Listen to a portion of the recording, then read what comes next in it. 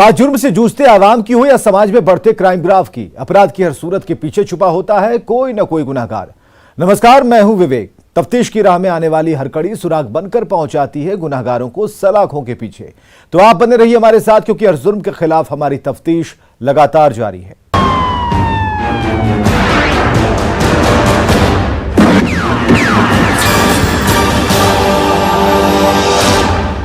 सीमांचल का एक जिला ऐसा भी है जो तस्करों के लिए सेफ जोन बनकर उभर रहा है। उस जिले का नाम है किशनगंज। यहां हर गली मोहल्ले में तस्करी के तिकड़मबाज रहते हैं जो खूंखार जानवरों के खाल की तस्करी करते हैं, विषैले सांपों के जहर को रगों में दौड़ाने की साजिश करते हैं, हाथी दांत का तस्करी करते हैं और उनके आका नेपाल और बंगाल में बैठकर अपना सिंडिकेट चला रहे हैं। देखिए इस रिपोर्ट में तस्करी के तिकड़मबाजों का पूरा सच।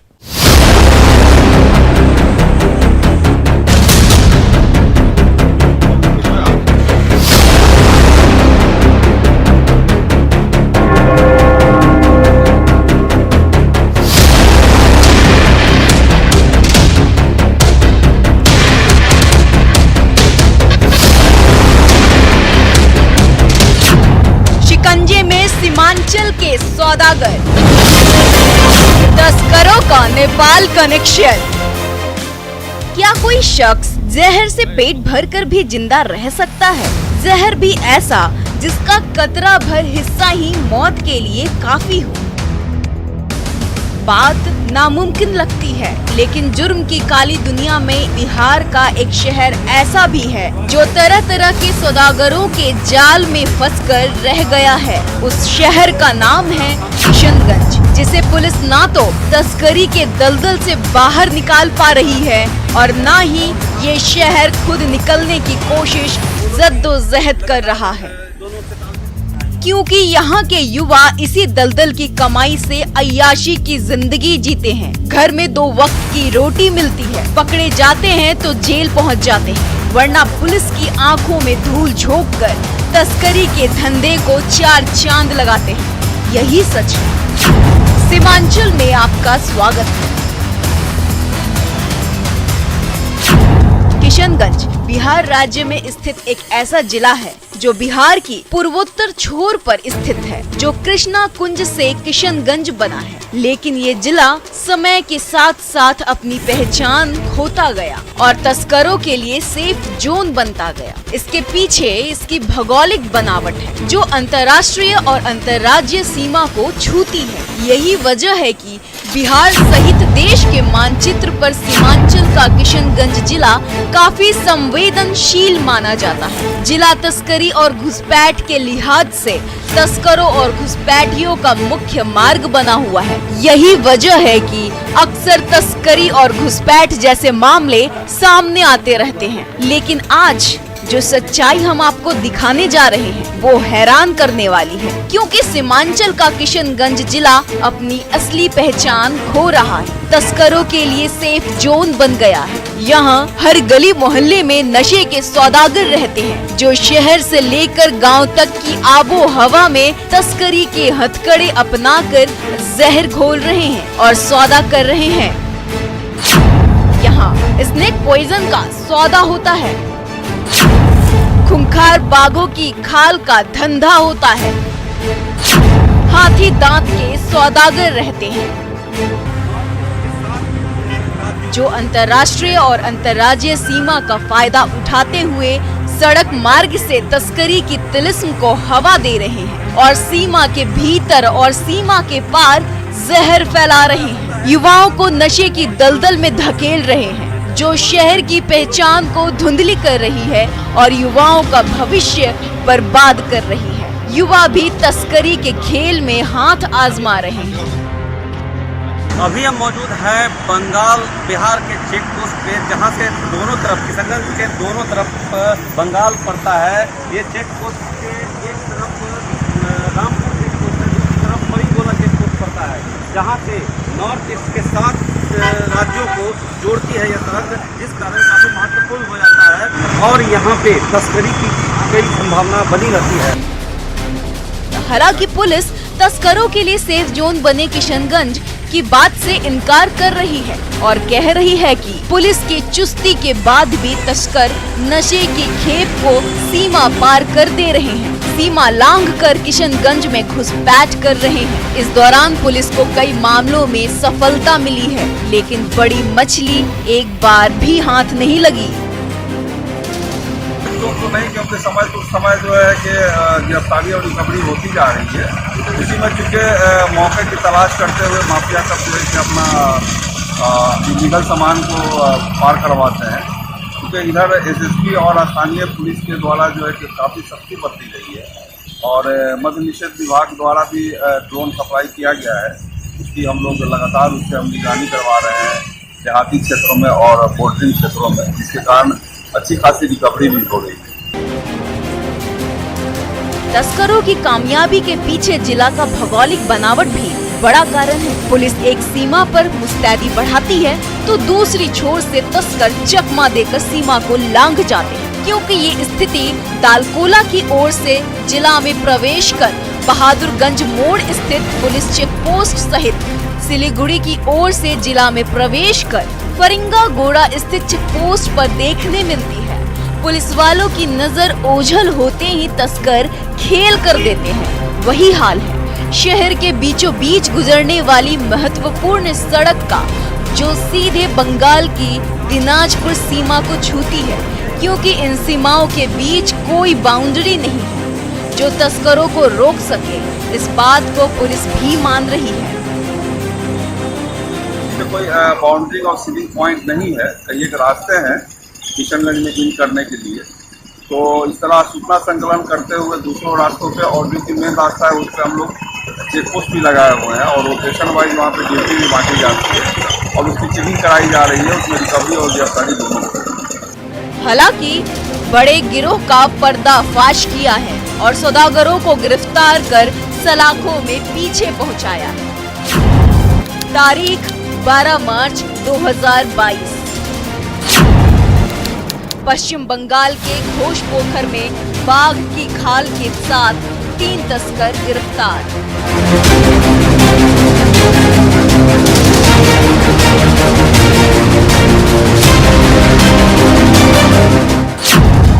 तारीख 8 मार्च 2022। पश्चिम बंगाल के खोरीबाड़ी से हाथी दांत के साथ 2 तस्कर गिरफ्तार। हाथी के दांत का नेपाल कनेक्शन।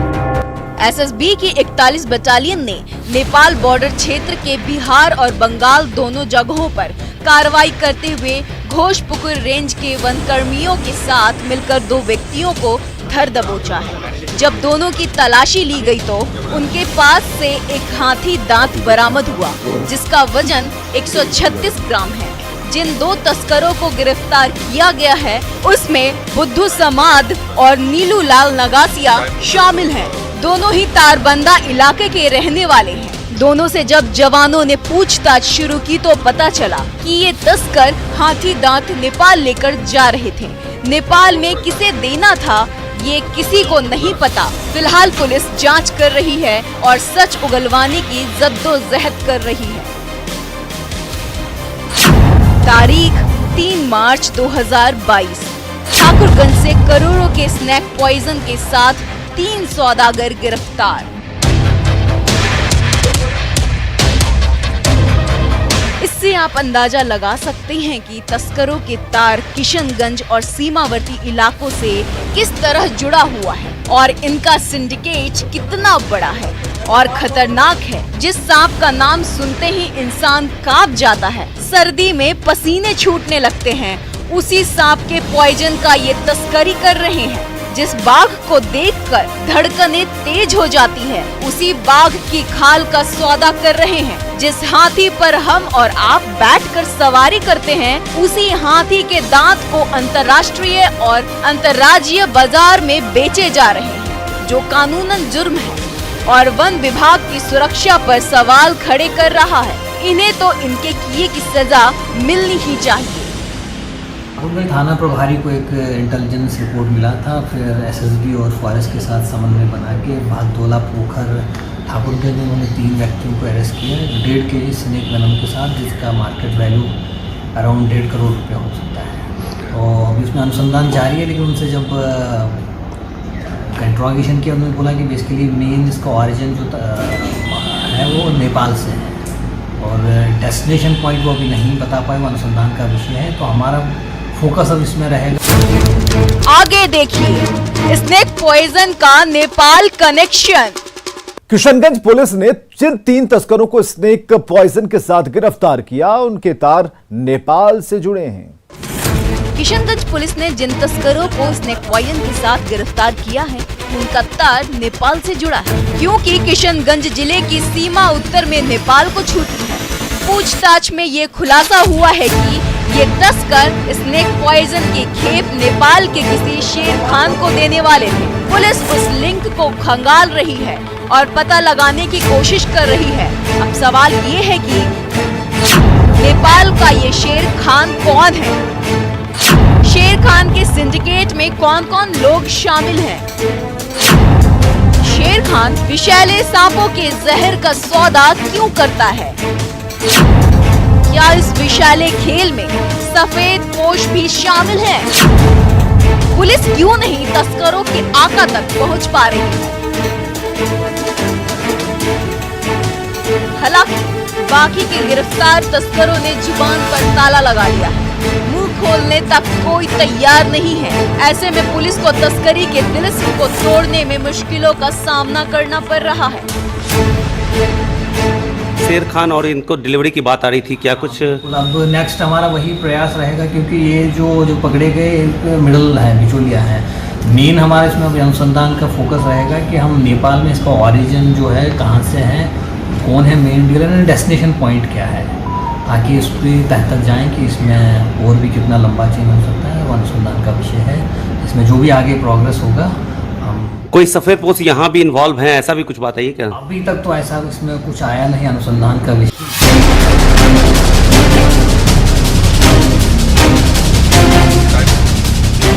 पुलिस ने जिन तस्करों को गिरफ्तार किया है वो बिचौलिए हैं। बड़ी मछली अभी भी पुलिस के गिरफ्त से दूर है। गिरफ्तार तस्करों को ये तक पता नहीं है कि वो किसके लिए तस्करी कर रहे हैं, अपनी जान जोखिम में डाल रहे हैं। अभी तक की कार्रवाई में किसी बड़ी मछली की गिरफ्तारी नहीं हुई है जिससे सिंडिकेट को तोड़ा जा सके। इसमें कोई शक और संदेह नहीं है कि करोड़ों का स्नेक पॉइजन बरामद हुआ है, लाखों रुपए का हाथी दांत बरामद हुआ है, बाघ का खाल जब्त हुआ है। लेकिन इस सब के पीछे किसका हाथ है, ये पुलिस के लिए एक अबूझ पहेली है। ना तो गिरफ्तार तस्कर बता पा रहे हैं और ना ही पुलिस पता लगा पा रही है। तस्करी का ये सिलसिला ऐसे ही बदस्तूर जारी रहेगा। कभी पुलिस बाघ के खाल के सौदागरों को गिरफ्तार करेगी तो स्नेक पॉइजन के धंधेबाज पुलिस को चकमा देकर सीमा लांघ जाएंगे। जब तक बड़ी मछली हाथ नहीं आएगी तब तक तस्कर और पुलिस के बीच छुपन छुपाई का खेल चलता रहेगा। जरूरत है जांच एजेंसियों को अपनी तालमेल बिछाकर कार्रवाई करने की और तस्करी के तिलिस्म को जड़ से खत्म करने की। नहीं तो एक दिन ये शहर पूरी तरह अपनी पहचान खो देगा और तस्करी के सेफ जोन के लिए पूरे देश में बदनाम हो जाएगा। तब ये दाग मिटाना नामुमकिन होगा।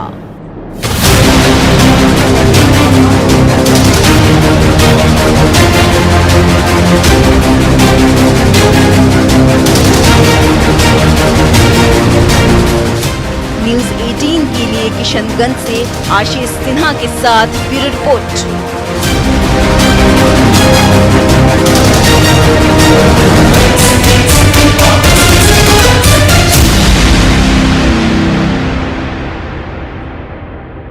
अब वक्त हो चला एक ब्रेक का, लेकिन ब्रेक के बाद आपको दिखाएंगे आरा पुलिस ने बैंक लुटेरों को कैसे जेल की सेल में पहुंचा दिया।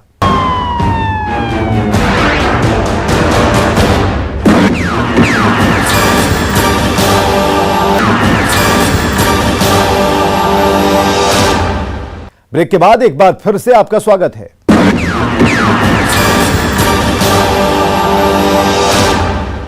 भागलपुर जिले के कचुरैली थाने की पुलिस ने खाकी वर्दी की शान बढ़ा दी है। 30 सेकंड में हुए लूट मामले का 2 घंटे में खुलासा कर दिया और लुटेरों को पहुंचा दिया जेल की सेल में। और यह चमत्कार कैसे हुआ, इस रिपोर्ट में हम आपको दिखाते हैं। लूट में कामयाब, भागने में नाकाम। पुलिस ने खदेड़कर लुटेरों को दबोचा। 30 सेकंड में लूट, 2 घंटे में लुटेरे बेनकाब। पुलिस वालों के टेबल पर दिख रहा 500, 100, 50, 20 और 10 के नोटों का ये बंडल उस पेट्रोल पंप के मालिक का है जिसके स्टाफ से दिन दहाड़े बेखौफ बदमाशों ने बंदूक की नोक पर लूट की, वो भी भीड़ भाड़ वाले इलाके में। बाइक सवार तीनों बदमाश पंप के मालिक प्रवीण तिवारी और उनके मैनेजर से 7.5 लाख रुपए लूटने में तो कामयाब रहे, लेकिन जिले की सीमा को लांघ नहीं पाए। भागलपुर जिले के कजरैली थाने की पुलिस ने सीमा लांघने से पहले ही तीनों लुटेरों को दबोच दिया, साथ ही लूट की रकम को भी बरामद कर लिया। पुलिस कस्टडी में हाथों में हथकड़ी लिए खड़े यही वो तीनों लुटेरे हैं जिसे पुलिस ने कजरैली इलाके से गिरफ्तार किया है। आके क्या किया कि हमको जो किया बोला कि मारा तो पैसा दो, नहीं तो गोली मार। 2 बार 3 बार ऐसे किया, ऐसे ढका हुआ था, मुंह में पूरा सर गमछा बांधा। तो हम बोले, तो मैनेजर जो मेरा पीछे बैठा था पैसा लेके, तो वो बैग को थोड़ा इधर उधर करने लगा, हमको दे दो। तो उस पर कजरैली थाना के SHO अपनी चेक पोस्ट पे पहले से ही मौजूद थे। जैसे ही उनको मैसेज मिला, उन्होंने त्वरित कार्रवाई करते हुए नाकेबंदी शुरू करके वाहनों की जांच शुरू की। पुलिस की कामयाबी के पीछे पंप मालिक प्रवीण तिवारी का बड़ा हाथ है। प्रवीण ने रुपए लेकर भाग रहे बदमाशों की बाइक की नंबर अपने दिमाग में फिट कर ली थी। लुटेरों के भागते ही उन्होंने बिना देरी किए स्थानीय थाने की पुलिस को खबर दी और लुटेरों का हुलिया बताते हुए बाइक के नंबर भी पुलिस को बताया। सूचना मिलते ही पुलिस एक्शन में आ गई और जगह जगह नाकेबंदी कर चेकिंग शुरू कर दी। इसी दौरान कजरैली चेक पोस्ट पर वाहन चेकिंग में पुलिस ने एक बाइक पर सवार 3 लोगों को रोकने की कोशिश की। पुलिस को देखते ही लुटेरों की सिट्टी पिट्टी गुम हो गई, दिमाग काम करना बंद कर दिया, जिसके बाद बदमाश बाइक को सड़क पर गिराकर पैदल ही भागने लगे। इतने में मौके पर तैनात जवानों ने खदेड़कर तीनों लुटेरों को दबोच लिया। जब दोनों की तलाशी ली गई तो दोनों के पास से लूटे गए 7.5 लाख रुपए मिले, साथ ही साथ एक देसी कट्टा और 6 जिंदा कारतूस भी मिला। इस तरह पुलिस ने 30 सेकंड में लूटे गए 7.5 लाख रुपए को महज 2 घंटे में बरामद कर लिया और बेखौफ लुटेरों को जेल की सेल में पहुंचा दिया। सुनिए। पैसा लिया और सामने भागलपुर की तरफ सीधा एकदम तेजी से भागते चले। तो लास्ट में थोड़ा सा उसके गाड़ी का नंबर एक नोट किए, तो दिमाग से उतर गया है, उसको रास्ते जा रहे थे ताकि पुलिस को तुरंत इन्फॉर्म करें और 30 सेकंड के अंदर ये सारा घटना हो गया। भागलपुर जिले की पुलिस की मुस्तैदी से इतना तो साफ है कि अगर समय रहते पुलिस को खबर दी जाए और पुलिस बिना देर की एक्शन में आ जाए तो कोई अपराधी जिले की सीमा को लांघ नहीं सकता। वो भागने की बजाय सलाखों के पीछे होगा, जैसा इस लूट कांड में हुआ है। इसी तरह मुस्तैदी दिखाने की जरूरत है ताकि अपराधी किसी भी हाल में जिले की सीमा को लांघ ना सके और खाकी का इकबाल बुलंद रहे, बदमाशों के जहन में कानून का डर कायम रहे। न्यूज़ 18 के लिए भागलपुर से विकास कुमार सिंह की रिपोर्ट। तो अपराधी चाहे लाख शातिर हो, तफ्तीश की दिशा अगर सही है तो बच नहीं सकता कोई गुनहगार सलाखों के पीछे जाने से। तो पुलिस चाहे सोई हो, मुजरिम चाहे कोई हो, आप बने रहें हमारे साथ, क्योंकि हर जुर्म के खिलाफ हमारी तफ्तीश लगातार जारी है।